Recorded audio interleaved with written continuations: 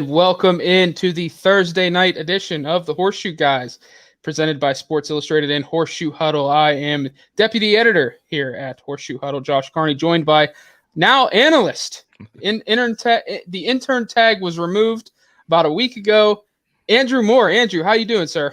I'm doing great, man. It's an exciting week. It's the first Colts divisional matchup this week. Yes, it is. We could say it's a little bit interesting to see what's going on with everything with the Colts, especially at the quarterback position. But hey, if there isn't quarterback headlines, I don't think it's Indianapolis nowadays. So, but yeah, it's a big game, and I'm excited to see what happens. How's your week been, man? Pretty darn busy, and fortunately, I have not sprained both of my ankles in one fell swoop. I listened to the Pat McAfee show religiously, and I had the same reaction he did. It's like Carson Wentz is a maniac. I don't want to take away from Darius Leonard's nickname, but Wentz is a maniac on the field, and he no holds barred, has no care in the world for his body. And somehow he sprained not one, but both ankles. Like I've never heard that in my life. And I've been covering football for 14 years at this point. I don't think I've ever heard of a player dealing with ankle sprains on both legs. Like it's incredible. We'll get into it here with the injury report, but I mean, this week just feels like bad to worse. Like it never ends. Fortunately, it's not a foot injury though. But it was cool. I did want to ask you: have you had a chance to watch the Peyton Manning, the Manning telecast on Monday nights?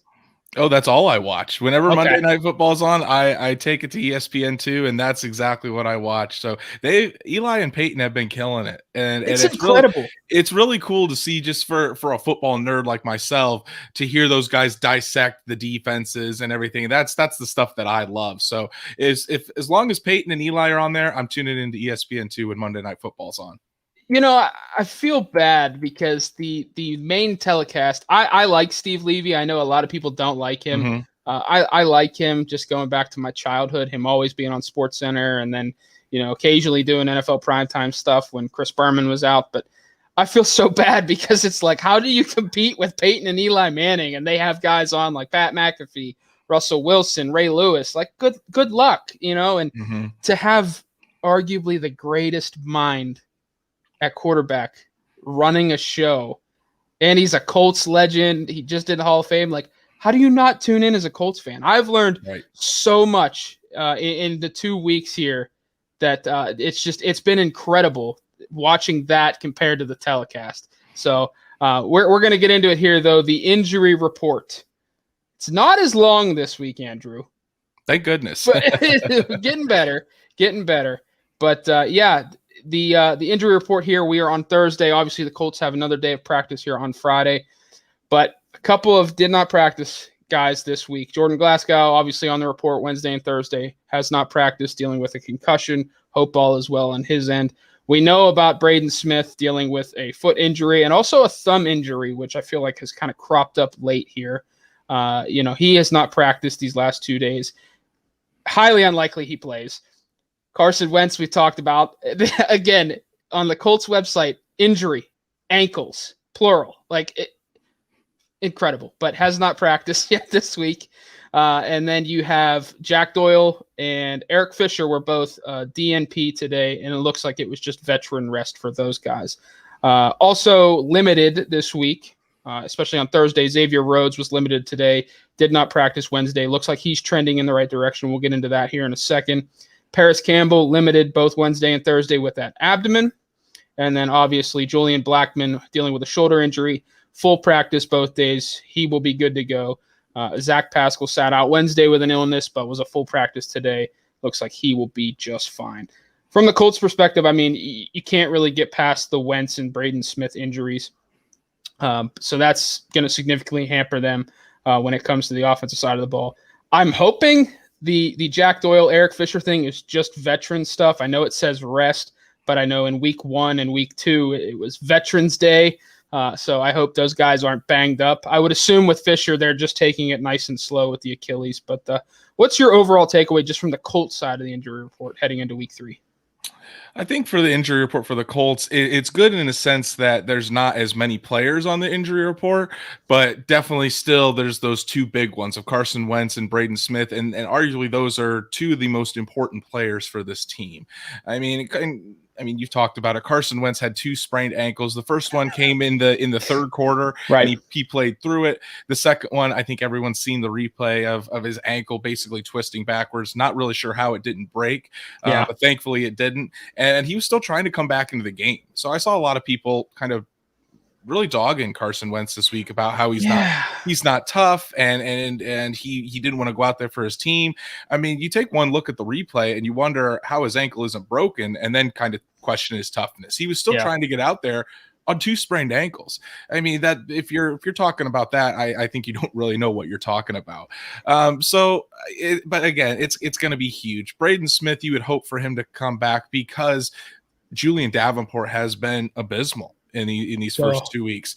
Eric Fisher came in last week and with hardly any practice whatsoever, and he was probably the second best offensive lineman on the Colts last week, outside of Quentin Nelson, and that's pretty big to do. So yeah, as far as Eric Fisher and Jack Doyle are concerned, that's just veteran rest days. Usually Jack Doyle gets one a week. I know Eric Fisher is going to have rest days throughout the year for his Achilles. But yeah, the two biggest ones are Wentz and Braden Smith, and unfortunately, it doesn't look like it's trending in the right direction for either one of those guys to suit up against Tennessee. The one concern I did have, and you brought up a great point about Wentz and people kind of getting on him and saying, he isn't tough. He's always injury prone. I mean, most quarterbacks aren't coming back from that. And I kind of heard something similar this week, just kind of following NFL news. A lot of people are questioning Tua Tagovailoa's, toughness right now. He's dealing with fractured ribs, but it came out that Monday that, it wasn't a serious injury. He was just dealing with bruised ribs, and people were questioning his toughness. But, Wentz, I don't think you can question his toughness, his want to, his just overall passion for the game. As I said earlier, he is an absolute lunatic on the football field and has no regard for his body, which is a thing I love and a thing that absolutely terrifies me when it comes to the quarterback position. Andrew, I did want to ask you one quick question here about Jordan Glasgow, though. How big of a loss do you think that's going to be for special teams come Sunday?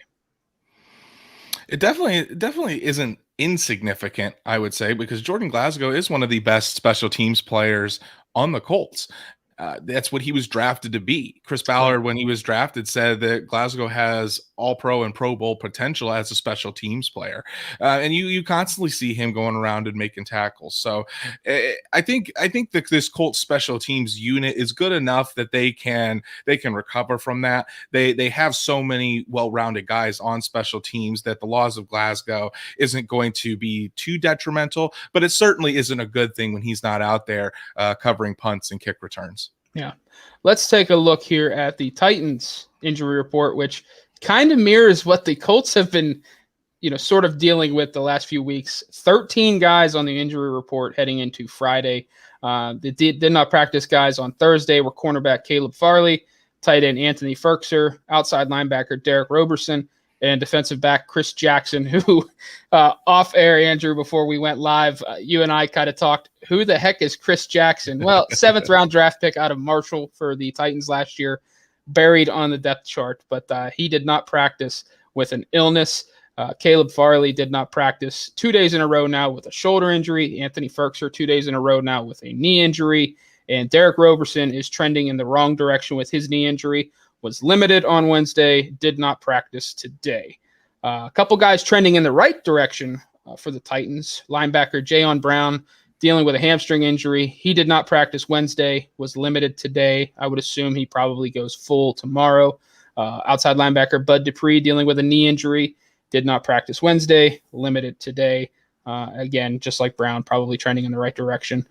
Derrick Henry was a full participant today after sitting out Wednesday due to veterans rest, which, I think after the workload that he had in week 2, well-deserved.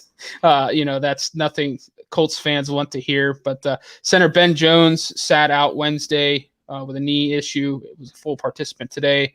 Roger Saffold was limited today with a shoulder injury. And then we also had A.J. Brown, Taylor Lewan, and Ty Sambrailo return to practice in full. So yes, the Titans are banged up, a number of key guys there. But what's the one big takeaway for you with the Titans injury report heading into week 3, Andrew? So for the Titans, it seems like they have a lot of guys dealing with minor injuries, but you don't see too many of their guys like a Carson Wentz or a Braden Smith that aren't trending to play. Right. Taylor Lewan, I knew he had a knee injury last year and it kept him out of last week's game, but it does look like he'll be suiting up. So Kwity Paye will be going up against another high quality left tackle in the NFL for his third straight game. AJ Brown will be out there. Derrick Henry, obviously, that's going to be the key, is trying to contain and limit him as much as humanly possible. But yeah, I think that's the biggest thing, is while the Titans have a lot of these guys that are banged up, none of their main guys or their main contributors are the ones that are dealing with the significance. I would say the biggest one on that list was Bud Dupree, and we know that Bud Dupree tore his ACL with the Steelers last year. He's working his way back from that, so that they're just probably trying to be as cautious as they can with that. So I think the Titans, while they have maybe more on the injury report, I don't know if it's as bad as the Colts situation, just because of the type of players of Wentz and Braden Smith, the high quality players that are dealing with serious injuries for the Colts. Yeah, I mentioned there Derrick Henry's workload, 35 carries in the overtime win over the Seahawks. One way you could look at it for Colts fans is he is coming off of a massive week with a ton of touches. Maybe he slows down a little bit this week. But on the other hand, I mean, Derrick Henry is an alien at this point. Like, that man could probably handle 400 carries in a season and be just fine. So yeah, nothing too concerning with the Titans injury report. I do want to point out though that Taylor Lewan, I know he was dealing with a knee injury from the previous season, but I wonder if his pride was hurt a little bit after week 1 when Chandler Jones continuously snatched his soul off the edge.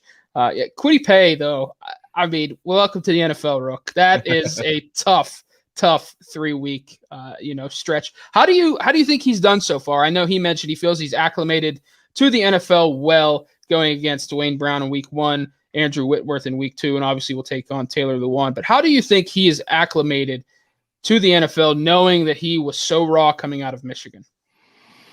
I think you could be pleasantly, I wouldn't say pleasantly surprised, but you can just be like happy with his performance so far. I wouldn't go that it's been incredible. Obviously he doesn't have a sack yet. He really hasn't garnered too much pressure off the edge. But what we have seen is he's been very stout in the run game. He's made numerous run stops. He's been very good at setting the edge, going up and down the line and really fighting through those run blocks. But yeah, he really has had a tough challenge to start his career. I mean, Dwayne Brown is easily a top 10 left tackle in this league. Andrew Whitworth has been around for what seems like forever and played at left tackle at a high caliber. And now you're going up against Taylor Lewan, who just a couple years ago was a Pro Bowl left tackle. And while he was pretty embarrassed week 1 against Chandler Jones, we know Taylor Lewan can still play, and he's shown it against the Colts numerous times.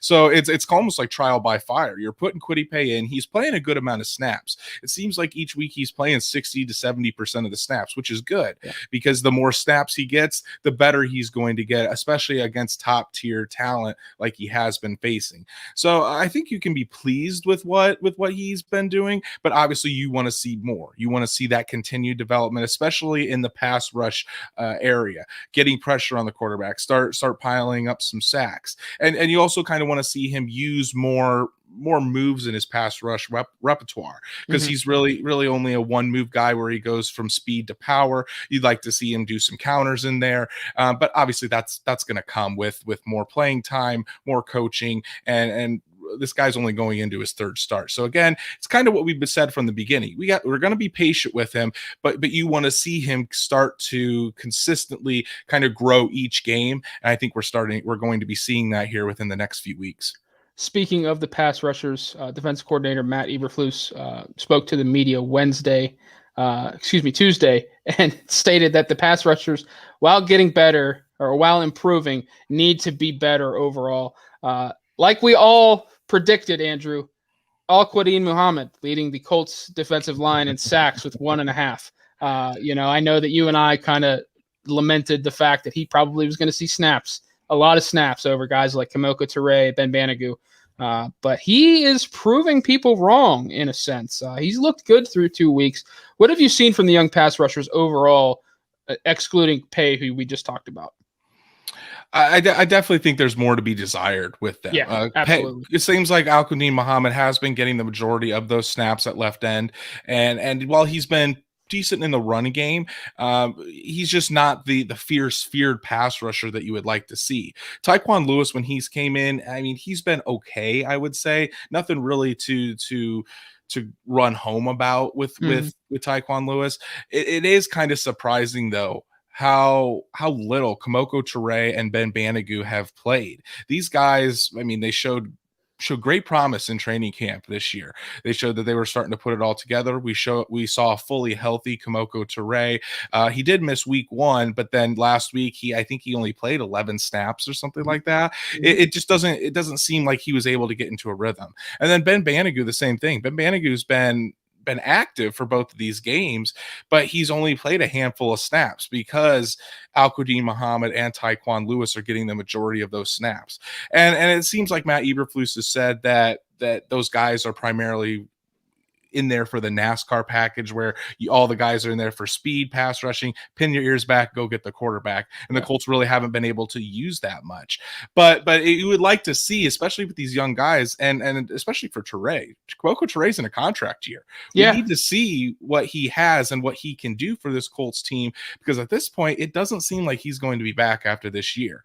And if he does not get a more prominent role in the rotation, I think that's going to be a safe bet. So you definitely, especially since the Colts aren't generating much pressure, aren't generating the huge sack numbers, I think you'd like to see those pass rushers like a Toure, like a Banogu, who specialize in going and getting the quarterback. You'd like to see them get some more runs so more pressure can be generated on the opposing quarterbacks. The good news is, Andrew, the Colts will be taking on the team that has allowed the third most sacks in the NFL through 2 weeks. I mentioned earlier, Chandler Jones had 5 sacks alone in the week 1 win over the Titans. But Tennessee has allowed 9 sacks of Ryan Tannehill through 2 weeks. That's just one behind the league-leading Cincinnati Bengals and New York Jets. So I don't think there's any excuses this weekend for the Colts to not. I know this will sound high. I think they should hit at least 4 sacks on Sunday. Like, that should be the goal, whether it's, drawing up blitzes, creating pressure, or guys up front just win like Eberflus wants in 4-man rushes, allowing the Colts to drop the other 7. But there's no excuse this weekend. We've got to see something from guys like Toure, Banogu if he sees the field, Tyquan Lewis, who all fair here. He's been pretty disappointing. He's been a disappointment from what we both expected going into the year. But we got to see something. And I think this is the game, too. DeForest Buckner breaks out, which leads me to a piece that you just published within the last hour or so. Your X factor, Andrew, for Sunday's game in Nashville is Grover Stewart. Talk to us about what Stewart can do against this Titans team and why you selected him as your X factor. So we all know going into this game, and we talked about it actually last night on a Colts podcast when we had our guest, a Titans Time podcast on. He talked about DeForest Buckner pretty much the entire time as being a guy that the Titans need to focus on so that Derrick Henry can be Derrick Henry and have some explosive runs. And I think that's the reason why I picked Grover Stewart as my X factor. DeForest Buckner is going to see constant double teams because the last time DeForest Buckner played against the Tennessee Titans last year, he wrecked the game. Derrick Henry still had 100 yards, but he didn't take over the game. He didn't have any touchdowns. They made Derrick Henry go down the field maybe 3 to 4 yards at a time. And so they're going to really focus in on DeForest Buckner because when he wasn't there, the second game against Tennessee, Derrick Henry had 182 yards and 3 touchdowns. So it's a big difference when you have your all pro 3 technique in there. But when you're putting all that attention on DeForest Buckner, that's going to give Grover Stewart one-on-one matchups. He's going to have open lanes to go and make plays on whether it's Derrick Henry or if it's just rushing up the middle, trying to get some pressure on Ryan Tannehill. So Grover Stewart really needs to step up if the Colts want to win, because honestly, Grover Stewart hasn't had the start to the year that he wanted. Before the season, he talked about having Pro Bowl aspirations. Yeah. Well, so far in 2 games, he has 8 tackles, 0 sacks, and I'm not even sure if he has a quarterback hit. So to see Grover Stewart really step up and be that huge cog in the middle next to DeForest Buckner at 6'4", over 300 pounds, it's gonna be a big game for Grover Stewart, and DeForest Buckner is going to need some help because of all the attention he is garnering this week. Grover Stewart's got to be the one to step up and help contain Derrick Henry. Here's the thing. Please focus on DeForest Buckner. Let Grover Stewart have one-on-one matchups on the backside. Please do that, Tennessee. Please let that man eat. It will be so nice to have Buckner in this game, because obviously the last time, as you mentioned, Colts and Titans matched up, Derrick Henry ran wild. I feel like we say that constantly, but losing Buckner in the middle of that defense was massive, and they focused on Grover Stewart, and, well, you see what happens. But focus on DeForest. Let me, as a defensive coordinator, if I'm Matt Eberflus, let me get Grover in those one-on-one matchups and let him win and make plays along the line of scrimmage. I thought when you sent that piece in, you nailed it. He has to have a huge game. If he has a big game up front against the run, that's going to allow guys like Darius Leonard, Bobby Okereke, Zaire Franklin to kind of stay clean and make plays behind him as well. It has to start with Stewart up front in the middle, and I think he is part of the key of shutting down a good Titans rushing attack. I know I mentioned in the pre-show rundown I wanted to preview Tennessee's offense first, but we're in the right area here. I want to stick with the Colts matchup defensively against Tennessee's offense. Last week, Tennessee found themselves offensively. I think they showed what they can be. I know that you were still a little bit down on them just in terms of depth, but what did you see from them last week, and how do you think in this current build of the Colts defense right now that they match up in week 3? I think first and foremost, it's still going to be, even though the Titans have maybe a bigger piece on offense with Julio Jones, it's still going to be all about containing Derrick Henry. Now, am I expecting the Colts to shut him down for 30 yards on 20 carries? Absolutely not. I'm talking about, I still think Derrick Henry will probably get 90 to 110 yards, but it needs to be kind of that recipe that the Colts had last year when they went into Tennessee on Thursday night and came away with the victory. Just limit those explosive runs from Derrick Henry, because that's what the big killer is. It'll make him go 3 to 4 yards every time instead of going 3 to 4 and then hitting a 35-yard run.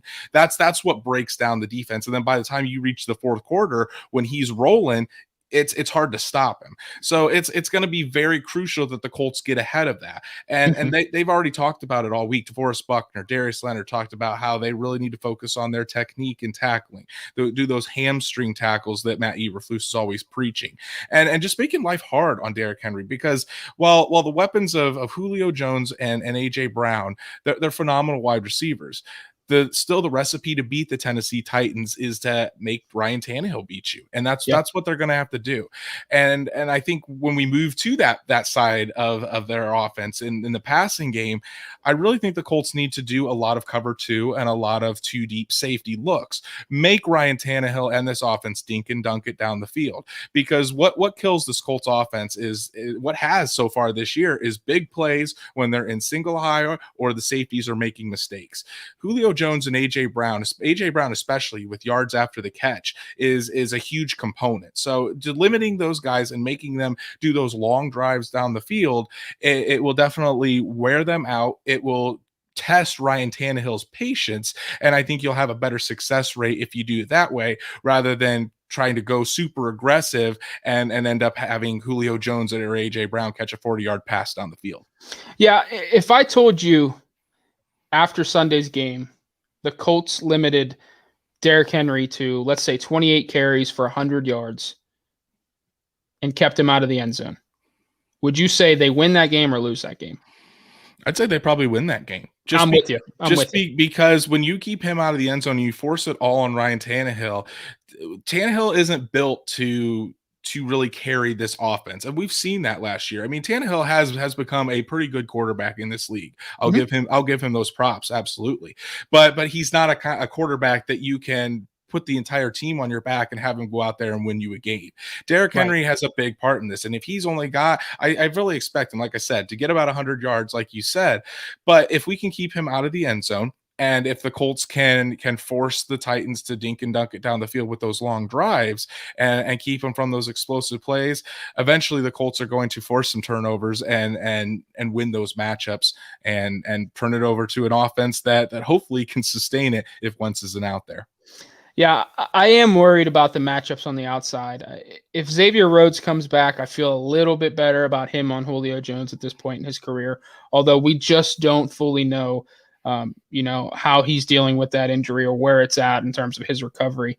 AJ Brown, I will always be worried about. I don't care if you have, prime Patrick Peterson or think of an all-pro corner from the last decade. That guy's special. And a lot of it is after the catch stuff.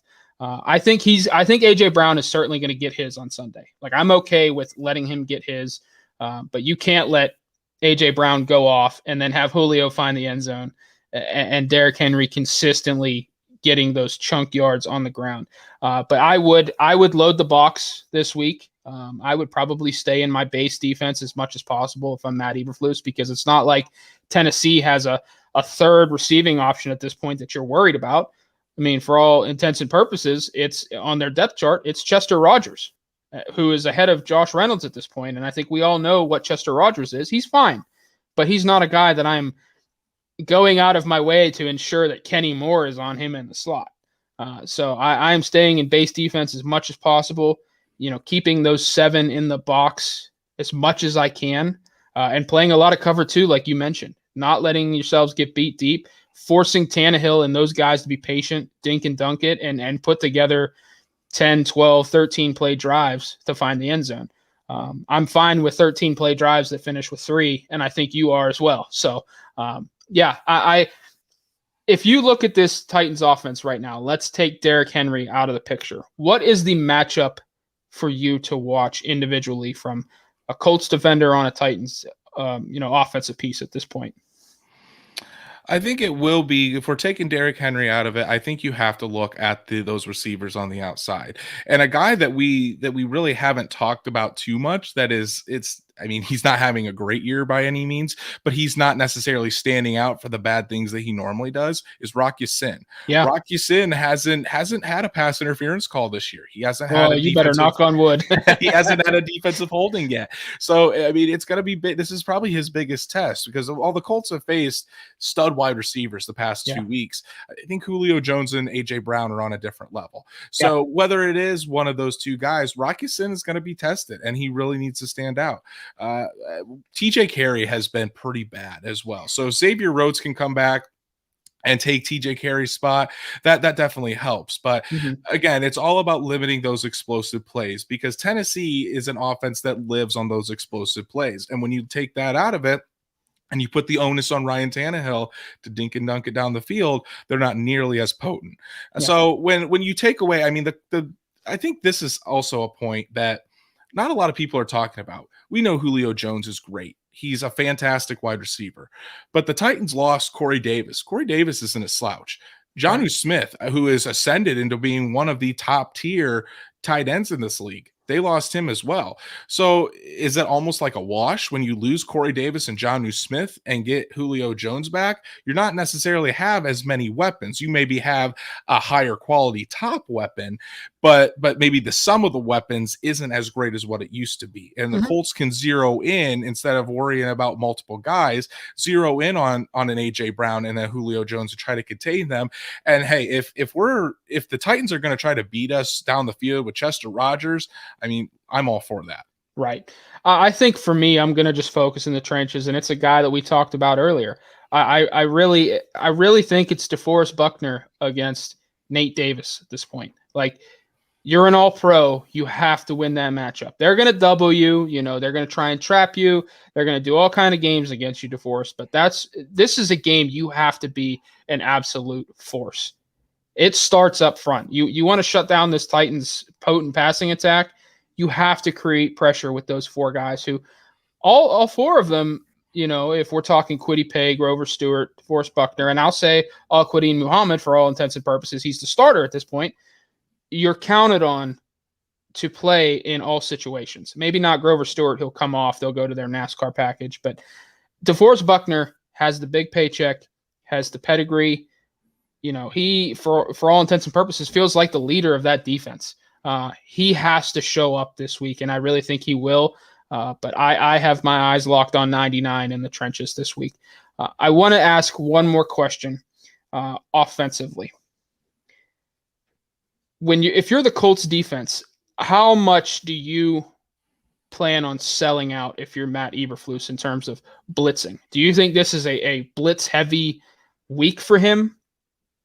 Or do you think it's kind of just stay in base, read your keys, make sure you're not selling out to stop in the run and then getting beat in the back end? Like, what is your balance this week? Because it feels like they haven't created enough pressure. He obviously talked about it. Does that mean he's going to go all out to create pressure this week to try and jumpstart that defense? I think you have to pick your spots when blitzing the Tennessee Titans, just because of that explosive play element that I talked about. That's what this defense lives off of. So you do kind of, I think, want to stay more in your base, but at the same time, this Titans offensive line, it's not one of the greater ones in the league. You can have success. And I think one of the biggest things that has kind of slowed down this Colts defense so far is, they also live off of big plays, turnovers. The Colts wanted to have 40 turnovers this year. They have 2 so far. When you're talking about getting pressure on the quarterback from guys outside of the defensive line, like a Darius Leonard or a Kenny Moore, who Matt Eberflus loves to use on those delayed blitzes, whether it's Darius up the middle, Kenny Moore coming around the edge, those guys haven't been able to get home yet either. So I think you do need to pick your spots, maybe not necessarily on a long third down, where if Tannehill gets it to Julio Jones for a first down on 3rd and 15, that's going to let the air out of your defense pretty quickly. So maybe use it sporadically, maybe on a first down to try to catch him off guard, try to get Derrick Henry in the backfield. Maybe on a second down play, you send Kenny Moore around the edge to try to get Tannehill and force him into a 3rd and long. So I don't necessarily want to see the Colts blitz a ton. I think if they stick in their more base cover 2, or even in the nickel with 2 safeties deep, and have Leonard and Okereke man the middle there, but you still can use that blitzing from other areas effectively in short doses. Mm-hmm. One question that what you mentioned there, it popped into my mind. I know in the Slack channel we've been talking back and forth after Sunday's game. You also wrote, in your market piece on Monday, your stock up, stock down, you had Darius Leonard as a stock up after Sunday's game. I know that I think Zach and I are kind of concerned. He looks like he lost a step, but you were in stadium Sunday. What did you see from Leonard, and do you think he's getting healthier? I know that he mentioned in his media availability this past week that he said it bites him at times, in certain movements. But what did you see from Leonard Sunday against the Rams, and do you feel a little bit more optimistic than maybe Zach and I do at this point that he's going to start finding his game big time? I do think I'm a little bit more optimistic. I do think that this ankle injury isn't going to go away. I do think it's something that he's probably going to, unfortunately, have to deal with all season long. But in the stadium there, most of the time, Darius Leonard, when he was in pass coverage especially, and I think we can all agree that's probably Darius Leonard's weakness is his coverage. Yep. But when on Sunday, the guys he was covering in the flat, they really didn't have a good game. That huge play against on 3rd down, 3rd and short, right at the Colts goal line, Cooper Kupp takes it on the end around. Darius is right there to sniff out the play.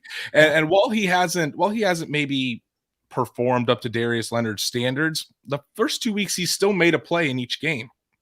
The forced fumble against Seattle, that big stop on Cooper Kupp. So he's still out there making plays, and I still think the Colts defense is better when Darius Leonard is out there. 100%. I think it's more of the linebacker unit as a whole that we really need to kind of focus on and get better, because Bobby Okereke, I don't think has played very well. He was the star of training camp. He really was. He was making plays every single day in training camp, and he's been pretty invisible these first 2 weeks of the season. So to have Bobby Okereke kind of step up and play to the level I think we all know he's capable of, to take some pressure off of Darius Leonard so he doesn't have to do everything in the middle of the field, I think that's going to be key. And as Darius works through this, I think it will start to get better throughout the year as they continue to rehab it as much as they can through the season. As long as he doesn't tweak anything or twist that ankle in any way, I think eventually it will work itself out and he'll be pretty close to normal.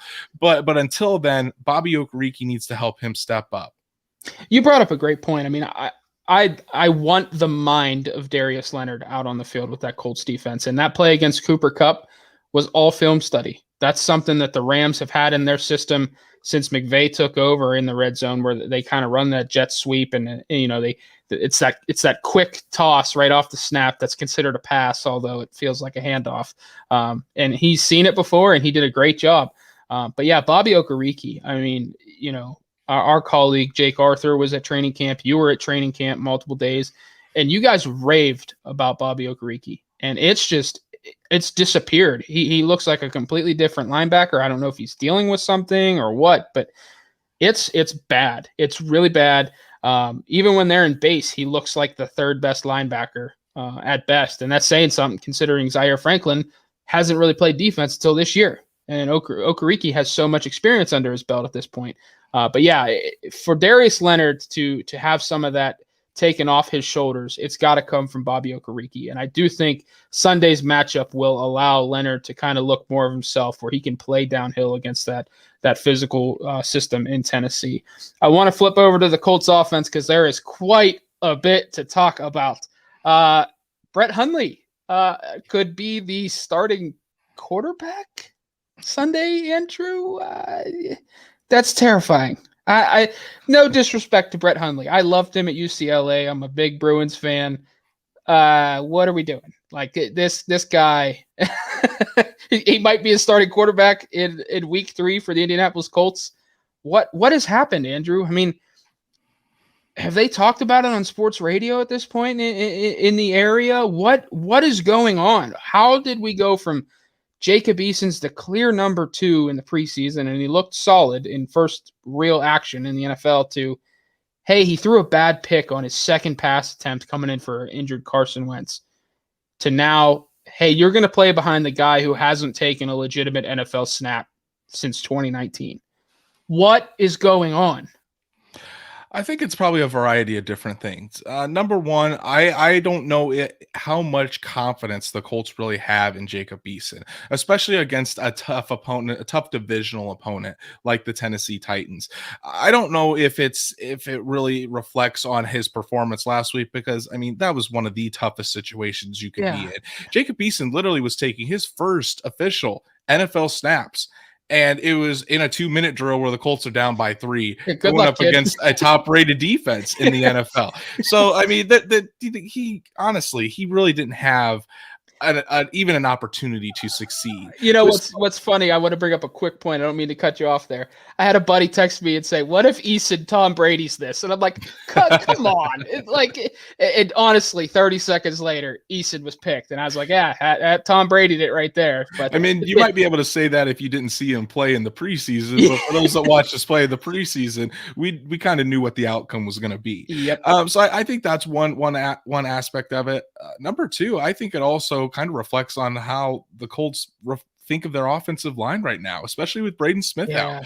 Jacob Eason, while he's not a Phillip Rivers statue in the pocket, he's not very mobile. I wouldn't consider him a mobile quarterback by any means. Brett Hundley at least has that mobile aspect to his game. And when you have Julian Davenport in there instead of Braden Smith, I mean, we all saw what happened last week when he gave up another 6 pressures. Julian Davenport leads the entire league in pressures given up with 13 in 2 games. That's pretty absurd.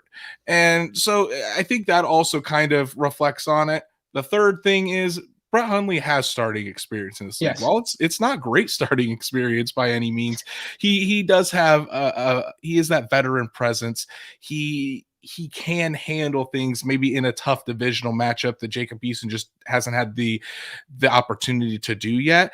Personally, if it was me, I would like to see Jacob Eason go out there and get those reps, because it's honestly, if you're not going to let him go out there, what's he doing on the team? You need to let him prove and show what he has as a starter in this league to know if you even have a quality backup that can fill in for Carson Wentz. Mhm. So, I mean, if the Colts go with a 2-quarterback system this weekend, I'm not a big fan of 2-quarterback systems, but it certainly is a possibility. But then again, I mean, personally for me, I would just rather roll with Jacob Eason, see what he's got, and let the chips fall where they may. Yeah, I'm with you. I mean, yes, it's only week 3. You don't want to, in any sense of the fashion, wave the white flag. I'm not saying playing Eason is waving the white flag, but you have to find out what he can do throughout the entire week, preparing to be the starter on Sunday, and then go out and see what he can do on the road in a tough environment. Are you going to take a loss? Probably.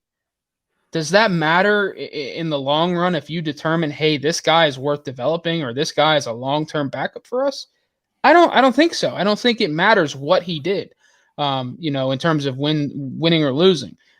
Brett Hundley, though, you mentioned he does have experience. When I read that report this morning that Hundley was getting a lot of the first-team reps, I immediately fired up the 2017 Packers game on the road at the Steelers because Hundley did fantastic in that game. Like, nearly led the Packers to an upset of the Steelers in that game. He did have some RPOs in there. He did pull the ball and run. I think that has to play a factor, like you mentioned. The Colts offensive line is dreadful right now. The run game is pretty rough too. So I wonder if they're just incorporating some standard RPO, concepts for Hundley to try and kickstart the run game and give them a mobile option. But yeah, not ideal that week 3, Brett Hundley might be your starting quarterback. And I think that may say a lot about Jacob Eason too. I'm not giving up on the guy. I don't want the Eason stands coming after me. But I think that might be a slight indictment on Jacob Eason at this point from this Colts staff.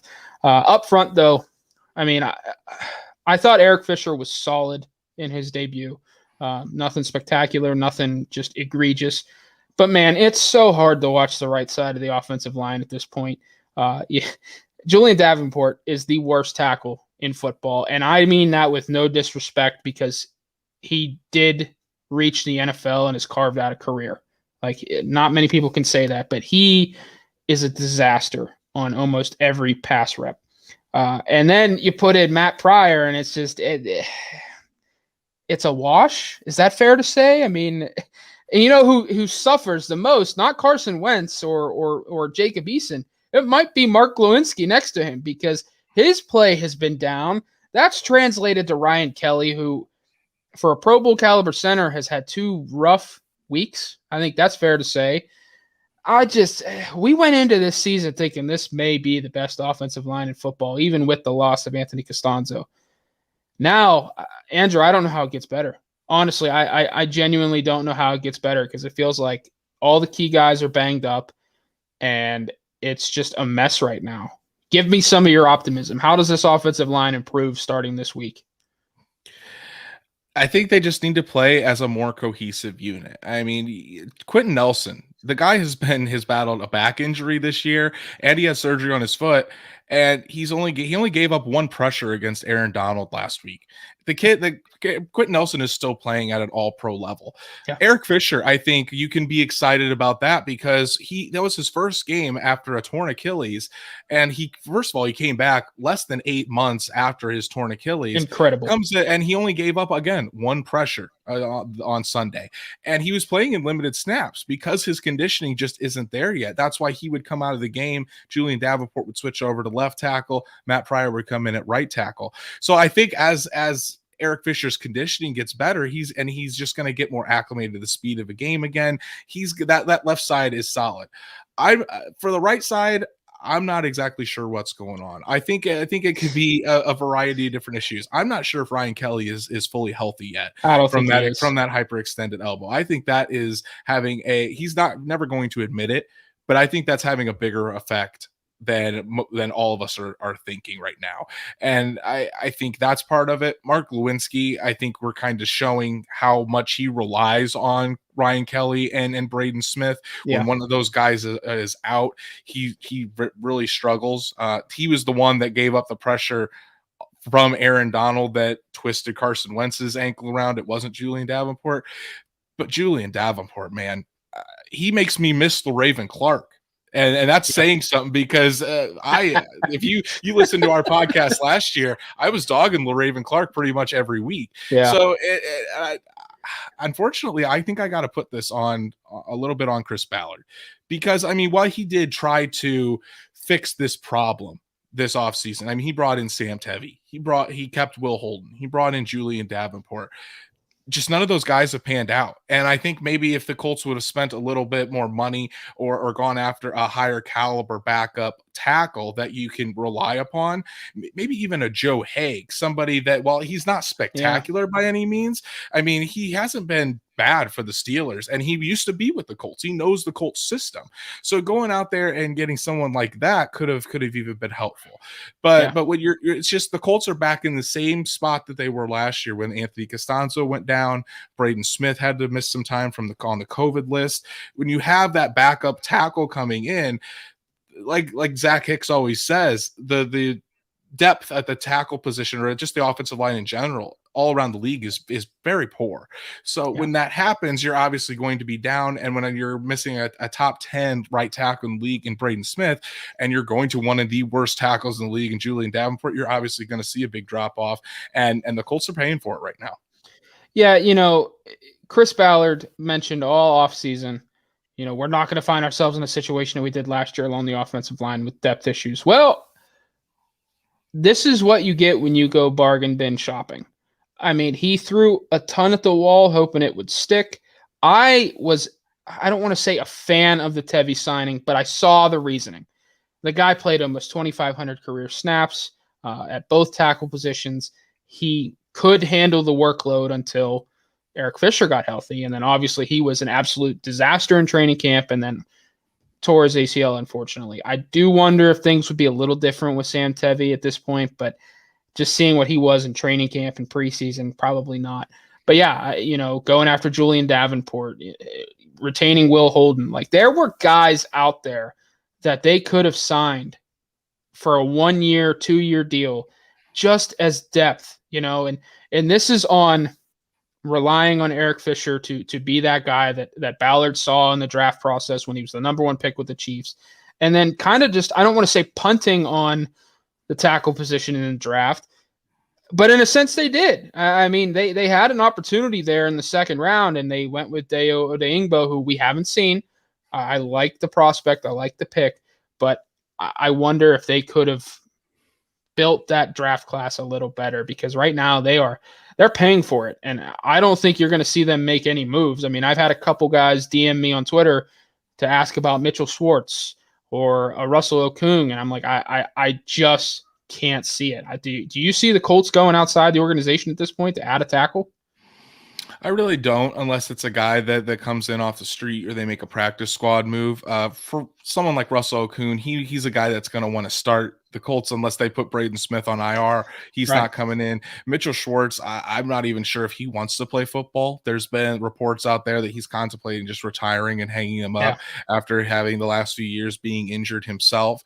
So I think if there is somebody that comes in, it would be a practice squad pickup or somebody coming in off the streets, maybe closer, maybe make a trade for another guy of Matt Pryor's caliber.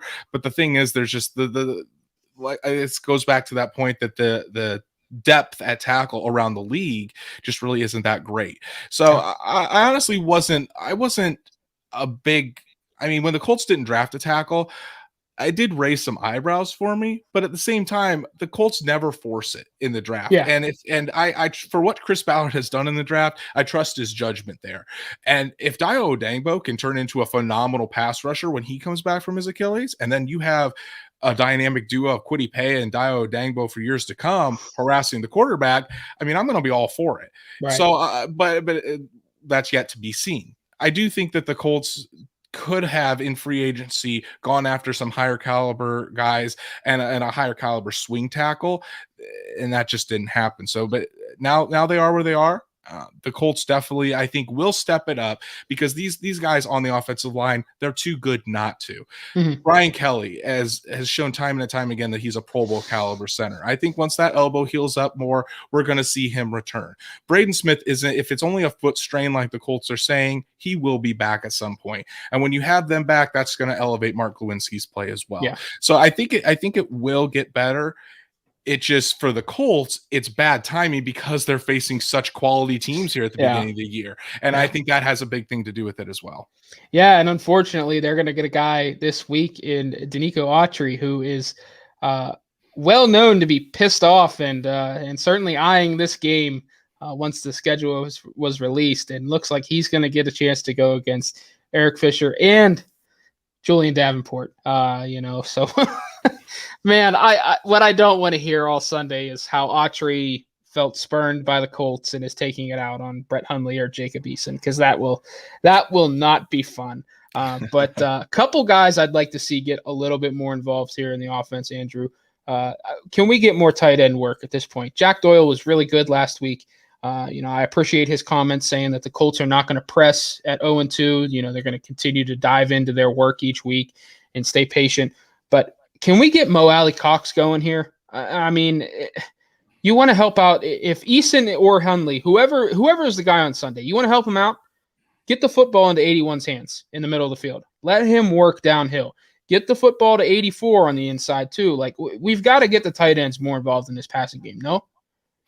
I agree. And something that really has surprised me so far this year is the lack of involvement from Kylan Granson. Granson was running with the ones all of training camp. And you saw and you thought he was going to have a pretty prominent role in this offense just by what the Colts were showing him as that move tight end, that mismatch down the field. And so far we haven't seen that. And I feel like part of that is because Braden Smith has been out and Julian Davenport's been in. They want to use Mo Alley Cox and Jack Doyle, the guys that are better blocking tight ends, to keep those in there. I think that's part of it. And another part of it is it could be that maybe Kylan Granson just isn't showing it in practice. The matchups aren't there come game day that Frank Reich wants to put him in.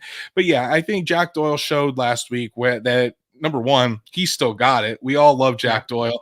And number two, there were opportunities there for some RPOs where Jack Doyle was opening and Mo Alley Cox was open on some RPOs and Carson Wentz was getting them the ball. And it was going for 8 to 12 yards, getting nice chunks, getting first downs. So getting the tight ends involved will be crucial.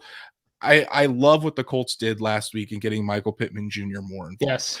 When the ball is in his hands, in Pittman's hands, great things happen. And seeing that making that focus of, okay, we need to get the ball into our playmakers' hands and getting it into Pittman's hands, because every catch this guy makes, he doesn't go down easy. He's at least going to get 4 to 5 yards after the catch each time, even when a player is draped all around him. Right. And we want to see Michael Pittman take that next step.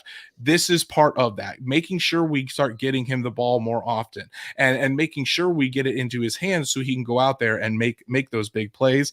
And it certainly helped the Colts offense last Sunday. Yeah, I thought he was very good. Showed traits of being a true number one for the Colts.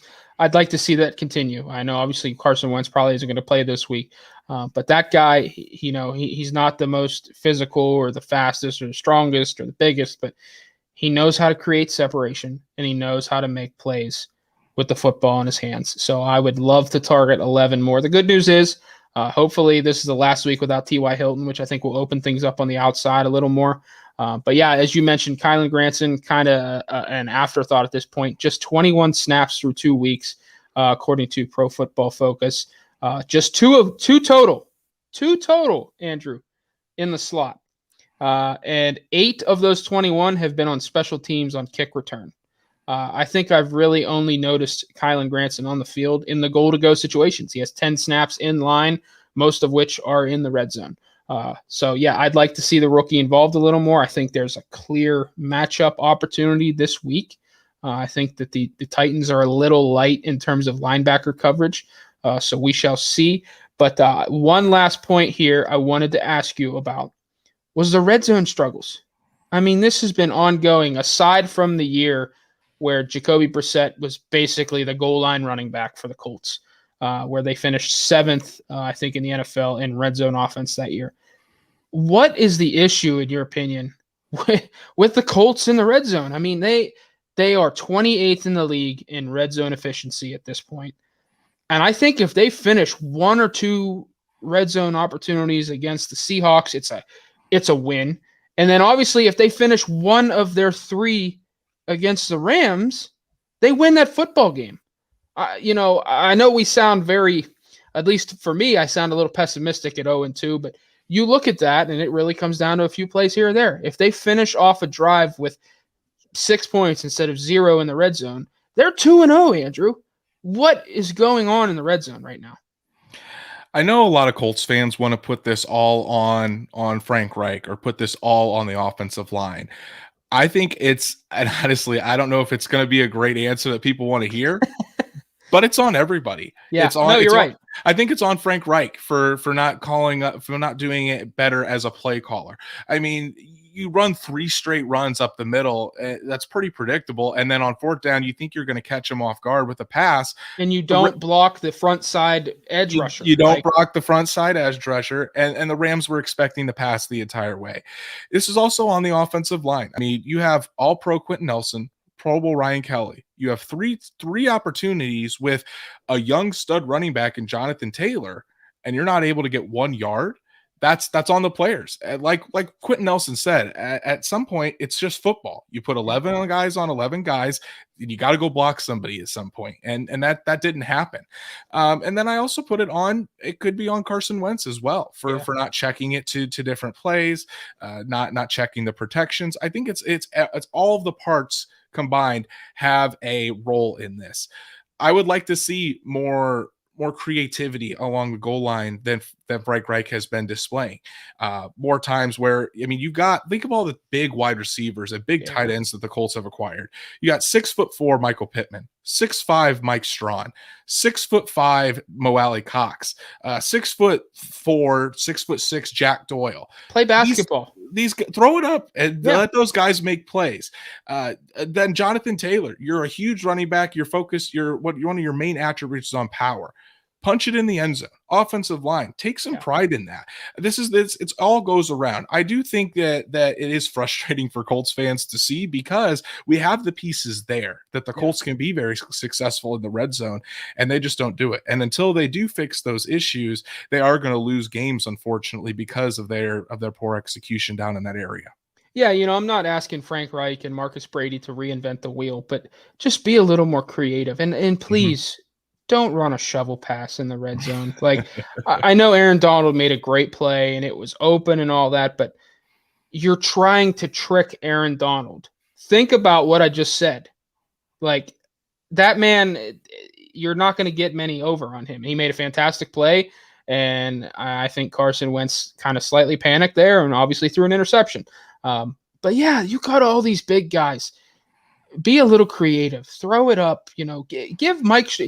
They gave Mike Strawn a jump ball opportunity down the left sideline right before the half last week. I loved it. Carson Wentz really didn't give him a chance. But why are we not doing that in the red zone?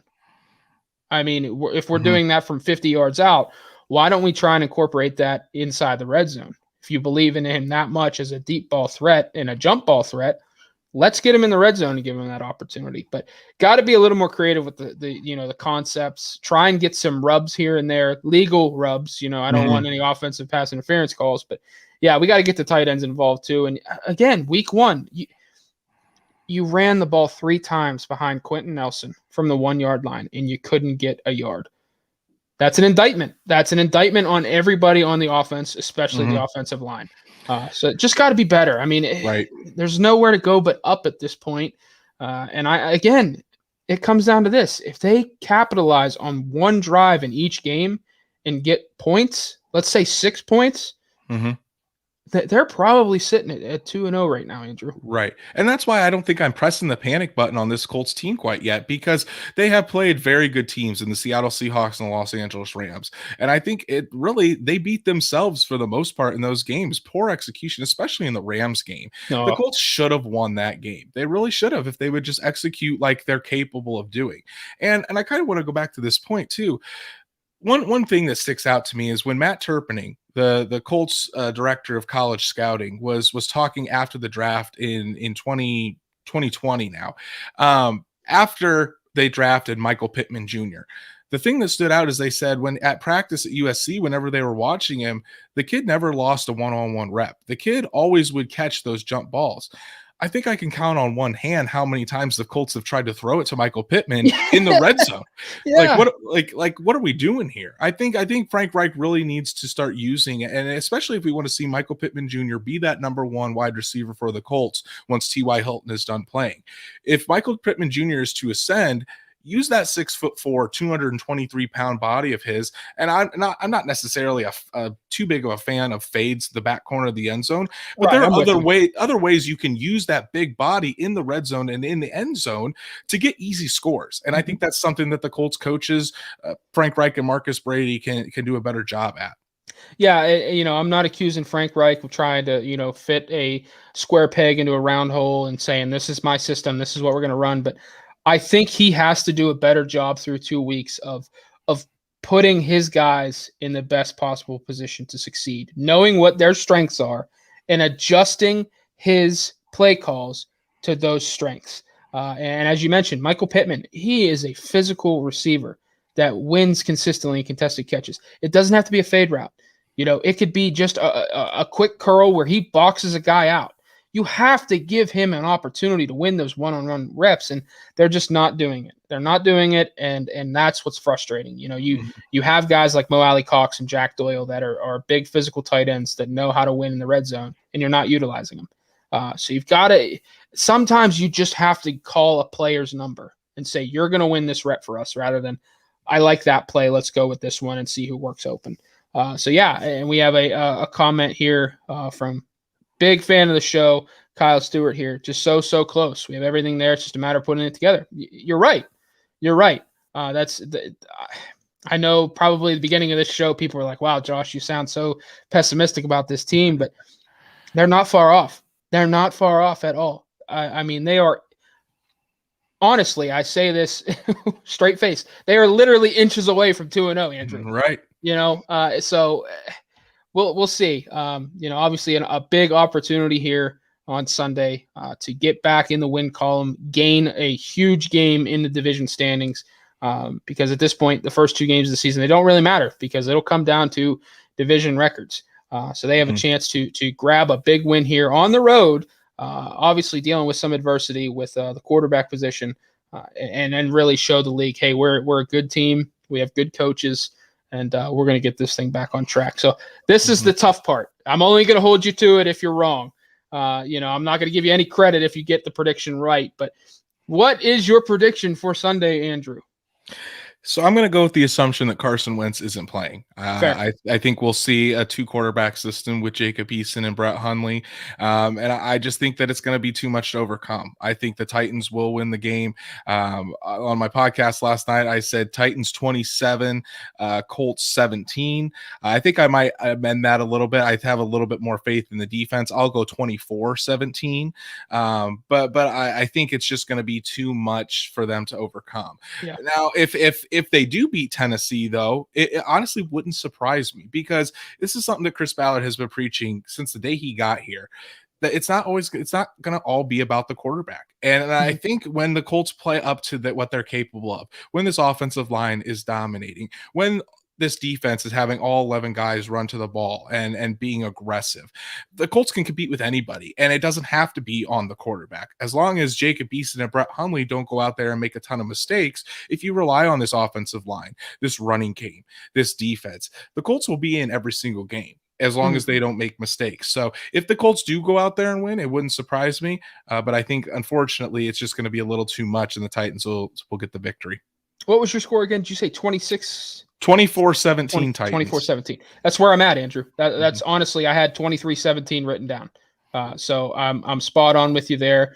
I do think this is an opportunity for the Colts to play ball control offense. I think rather than going with Eason, you roll with Hundley, and you kind of go old school, just read option. I say old school, but I mean, it's the new age.